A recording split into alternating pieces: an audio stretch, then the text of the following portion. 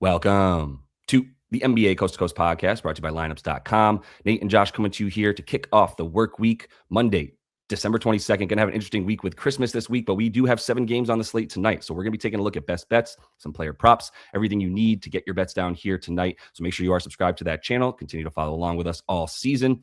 Let's kick it off with a game here, Nate, that is actually a little bit surprising in how much these teams are sort of deferring right now. Cavs struggling, but they are at home against the Hornets. So points are probably coming in this one. Yeah, I think we might get a Cavs eruption at some point in terms of like, oh, their offense is clicking, and we're seeing Garland look a little healthier. Donnie obviously missed the last game. Maybe if both those guys are on the same page, we get a great offensive game from the Cavs. They are going to have Sam Merrill back here, but I don't think we're going to get a great defensive game, right? I mean, and initially I'm looking at Hornets team total at 114.5. But I think we just take the bundle here in case you do get that Cavs eruption. You look at the Cavs; they've allowed 114 plus in 7 straight without Mobley, and 9 of their last 10 overall. The only exception being on a back-to-back. So they've just been consistently giving up that total. Granted, Charlotte only had 111 in regulation, and when these teams met a week ago, but they did not have LaMelo Ball in that one. And obviously, if LaMelo's a go, you're going to have to read into the minutes restriction talk and how much he's going to play if he's out there. But obviously the pace and scoring will go up if he's there. Either way, you have these wings in terms of Bridges, Miller, and Khan who are really starting to click to actually get some time together. And they're going to be hitting threes with volume. I mean, they have the third highest percentage of points off threes in their last 7 to the Hornets. The Cavs are just god awful defending the 3 all year here, 5th worst. Anyway, you slice it in the last couple for them. And they also allow a ton of assisted field goals. So I trust these guys, this balanced Hornets offense to set each other up to knock down threes and then to challenge the Cavs to score more, which they've done consistently at home dating back to last year. Yeah, makes sense to me. I don't yet trust the Cavs, but I certainly trust them to be able to score against the Hornets, especially with Sam Merrill coming back, because the 3-point shooting for everybody not named Jalen Tyson has been atrocious. And then we saw Jalen Tyson have an off game without Donovan Mitchell. Another loss for the Cavs in a bad game. So I think this is one where, yeah, they finally have Sam Merrill back. I think that's a huge part of this, man. And it's so wild that he's become so important to this team. But it makes sense when you look at the lack of 3-point shooting around Donnie and Darius, because those are 2 guys getting their own shots. And then everybody else is sort of waiting to get fed, and nobody's eating because they're not making shots, man. So I think that as soon as that turns around, it's fine. But the Hornets is a great game for an over for sure. So let me go over to this Magic and Dubs game. Didn't know what to do with the total, but I still trust the Dubs right now a bit more. If you were looking at their recent games, both these teams struggling a bit. The Magic, the beneficiaries of playing the Jazz last game, but they're on this road trip now. This is the 3rd game. This is going to be their 3rd game in 5 nights, and they've got a tough schedule on the road right now anyway. So this is just a spot for them where I'm like, look, I think the Dubs are coming along much better now that Jimmy and Steph are both healthy. We've seen Jimmy step up a ton. That's been the intel coming out of Golden State recently, is like Draymond, Steph, and Kerr were all interviewed separately at times, and all 3 were like, we told Jimmy we need him to be more aggressive. We told him that we need him to take more shots. So last 2 games have been his highest usage percentages on the season, except for the game where he had a 30% usage against the Orlando Magic in Orlando. Played really, really well. Really nobody on that team that you feel like is good enough to stop him at this point. I imagine he'll get some Desmond Bane. I mean, maybe they'll throw some Jonathan Isaac like they did last game to try to stop Jimmy, but he's getting to the line like 9 to 10 times. And that's when you look at Jimmy and you look at the efficiency of the Warriors and you go, okay, this is a crazy stat. But when Jimmy has taken at least 10 free throw attempts with the Warriors, they are currently 7-1. Tells you like this is the dude. The thing that Jimmy does that they haven't had is somebody to play in the half court, not named Steph Curry, to get to the free throw line. It's really that simple. So I think that's going to be a problem for the Magic, who have been giving up a decent amount of free throws. They've been pretty good in transition, but the Dubs at home are all about defense, and I think they're just really going to lock in and limit somewhat limited offense for the Magic without Jalen Suggs in this one as well. Yeah, I think I like this. I was looking for a way to kind of tease it down because 5 is the most frequent spot that it would land, right? But I think Paolo unders is also a look here. You're coming off another Draymond ejection game, right? So he's got a little extra rest. I don't know what the splits are, how Draymond plays after ejection, but he's certainly going to be a good defensive matchup for Paolo, who still hasn't like put it together this season. So fade Paolo, and I kind of like Anthony Black again, who came through for us last week. Looking at this Pels and Mavs game, and yeah, this is a mouthful here, but AD 20 and 10 game and Najee Marshall to keep scoring in double digits, and you're at even money. I mean, you could go just AD 20 and 12 if you don't want to involve another guy. But I think Najee's going to score. I mean, Cooper Flag being questionable is a big deal here. Obviously, Max Christie could miss 2, and that would give Najee more secure minutes. But even with those guys in, he scored double figures in 9 of his last 10, and he had 9 points in the one he didn't get there. And he plays a lot better when AD is active. He has a 135 offensive rating, despite shooting worse from 3. So 18 points better than when AD is out. Things are more open, and great matchup for a slashing guy who has a little bit of revenge here against his former team. I don't know if AD does at this point either, but it's just a great matchup because the Pels allow the most field goal attempts at the rim. They are 4th worst defensive rebounding team. So AD might get both the rebound and the putback here. With Zion in the last 3, they've been better on offense, but now we're looking at Herb Jones potentially being out tonight. And they have not been better on the interior with Zion, as you would expect, rotating Zion and Queen and no real defensive presence at center. You're going to struggle against a guy like AD who is off the injury report. He got these lines while battling through an illness the last couple of games. It shows you that he's at least trying to like play his way out of town, like show some toughness, right? Not miss games. Because maybe he's hoping to land in a good spot where he can compete, and he's very much on the trade block. But in any case, it's just an opportunity for him to go out there and get his numbers. Yeah. I mean, if AD's coming along, then great. It's only everything you worry about is him playing. And I certainly don't worry about Najee, who's one of their more consistent players for sure. Like if without Najee Marshall, there's just so many holes that would have been more exposed for the Mavs this season. Same with Max Christie, by the way, who is that important to what they're doing in the style of play. But yeah, if AD's in there, then it's all AD and whatever he wants to do. Probably going to steal a bit more. Ryan Nembhard too plays well with AD and the assists. So I think points for Najee is the way to go with the point guards available, at least Brandon Williams and the aforementioned Nemby there, the other Nemby playing for them. So yeah, I think the points are the way to go for those guys. I'm not going for points in this game. Look, there's not very many totals that would make me go under, but it's 250.5 in Denver, which means that the Jazz are not scoring $120. It's just how it goes. They've got Lauri Markkanen questionable. The tank is on. Let's be very clear. The Lauri Markkanen stuff recently is due to the fact that they are currently, I think, in the 9 or 10 spot.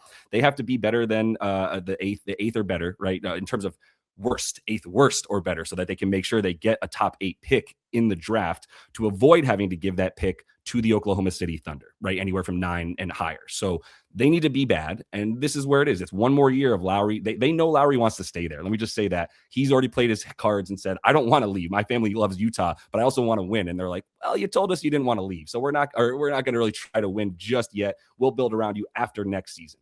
So all of that said, the Jazz are averaging 110 points per game at home. They're averaging 124 points per game on the road. It's just that simple. Their games on the road average 233 a night. The Nuggets are not in a position to be like, they don't have a deep enough lineup to go, let's just throw in the backups here. It's like there's 3 guys coming off the bench that they trust until it's like Hunter Tyson time, right? Which is garbage time. So if they get to garbage time because they've got 120 points, it's going to be a big blowout by the time we get to like the middle of the fourth quarter. And in which case I think 240s is totally reasonable because of the way the Nuggets could score on this team. But I don't think 250.5 is, because I don't think the Jazz are coming along for the ride. And I just think their team total isn't necessarily worth going under when I don't see the Nuggets going all out to score 140 points against the Jazz at home. Their team total is 131.5. Have you seen that recently from the Nuggets? I've not seen that before. Absolutely absurd. Yeah. But I think they know they need to get right defensively with a lot of these home collapses where they've given up tons of points to shell teams. Like, yeah, they're not going to play with their food here.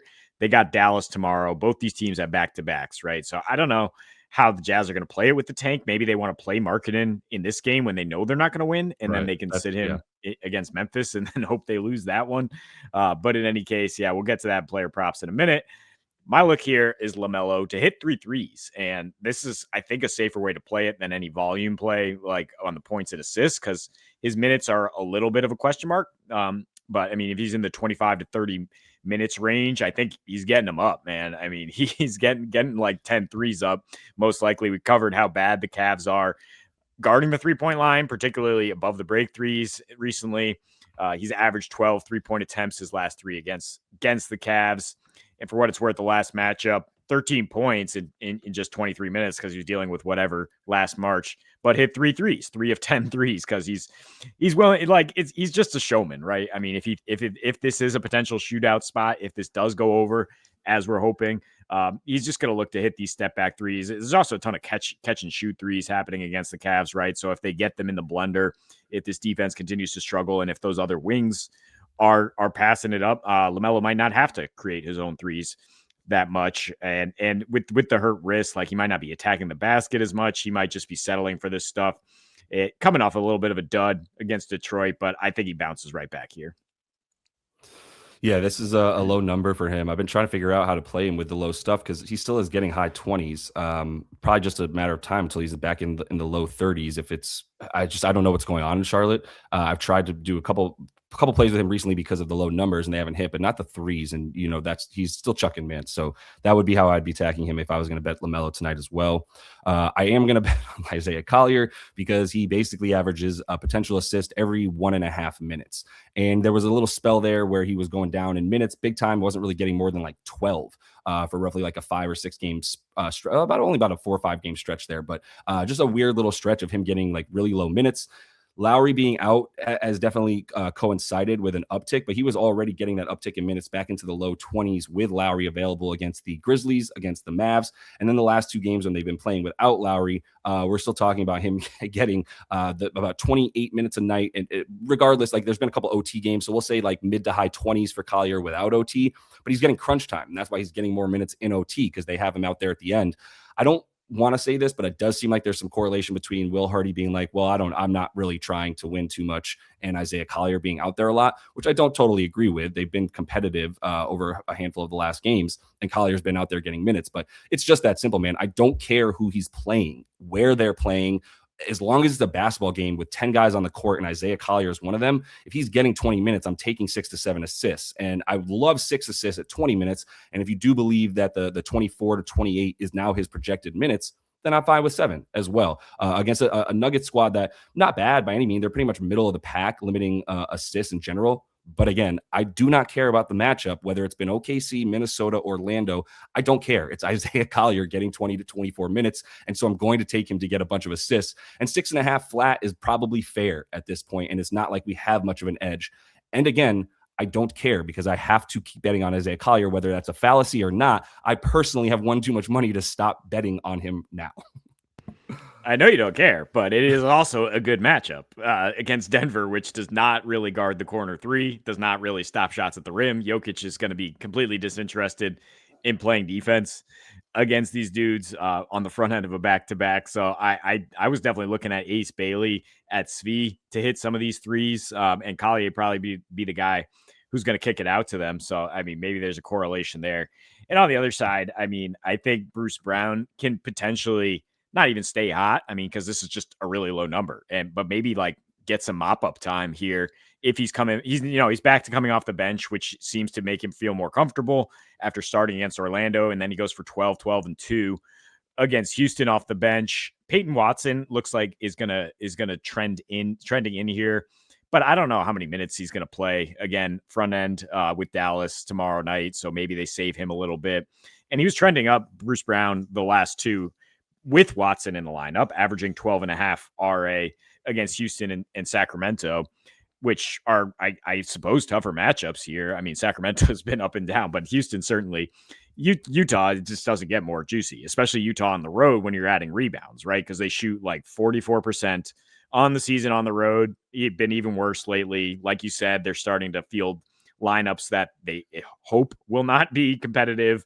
They're allowing 132 points and 30 assists in their last 5. And like we said, 131 implied total for these Nuggets. So should be some goodies to go around here. And Bruce, I think they really want to get him going. Been kind of a weird start to the season for him, but him coming back to Denver should be key for them down the stretch.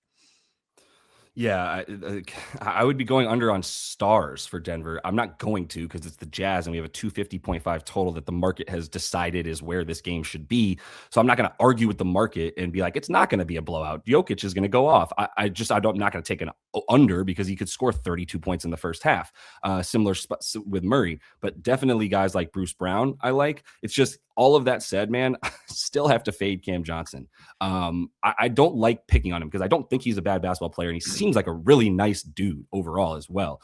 He's just getting cardio, man. He's just getting cardio. He's not getting potential assists. He's not getting potential rebounds. He's not getting field goal attempts. He's not doing anything except for being a good connector and playing solid defense. And I would still argue that despite how good Michael Porter Jr. is in Brooklyn, that's what this team needed. They don't need a guy that's like, yo, I got this. I got this. They do not need that. There's nobody who ever says, I got this on this team except for Jokic. And then Murray is allowed to do that as well. And Cam Johnson, like, look, man, he played 43 minutes against the Rockets 2 games ago. He played 32 2 days ago against them. He took 10 shots. Took 19 shots total in those 2 games. No, this is not the Rockets. It's just, it doesn't really matter because when they played bad teams and won by double digits, he's also still at about 17.5 PRA per game, right? It just doesn't make sense to me to get somebody up to 23 unless you think they're playing high minutes against the Jazz, because this game is going to be close enough until the fourth quarter to keep him out there trying that hard. It just doesn't make any sense to me. Like there's no matchup data to be like, well, here's where they're going to stop Cam Johnson. It's just a matter of like, he's not needed in that capacity as long as as long as both of Jokic and Murray are around without Brown and Gordon. Because you look at him without Brown and Gordon on the floor, if Jokic and Murray are on the floor and Brown and Gordon are not, Cam Johnson is averaging 19.5 PRA per 36 minutes. I don't even know that he needs to play 36 minutes tonight. Once again, like they're plenty happy to start getting Jalen Pickett, Julian Strawther, all these other wings that they can get. Well, Pickett's more of a top to break, but also Hunter Tyson, stretch 4 kind of thing, similar look to Cam Johnson, better rebounder than Cam Johnson is under. So like there's just other guys that they can play in a blowout. And even if it's not a blowout, that just means it's once again in Jokic, in Murray's hands to make sure that they win the thing at the end. There's just no really outs for him to get to 23 PRA, in my opinion. If Peyton Watson's ruled in, maybe this goes down to 21. If he's ruled out, maybe it goes to 23, but I think 22.5 is where it's going to basically settle. And I'm happy to go under that. Yeah, it's almost like an algorithm just, looked at his recent production, looked at the spread and the total, and just like bumped him up 3 PRA. Like, yeah, 19.5 is where it's been. But he's actually, you look at those matchups against Houston, Orlando, those are actually probably better for a corner 3 creator type guy because they have resistance on the interior. So the kickouts are coming his way and then he can create off that. Against the Jazz where there's no real resistance. Yeah, it should just be easier for Jokic and company to just get theirs. Yep, absolutely. So that is all the time we have for you guys in this one, though. Make sure you are subscribed to the channel. Coming back this week with plenty of NBA action and, of course, the NFL as well. So make sure you are subscribed. Till we see you next. Happy betting.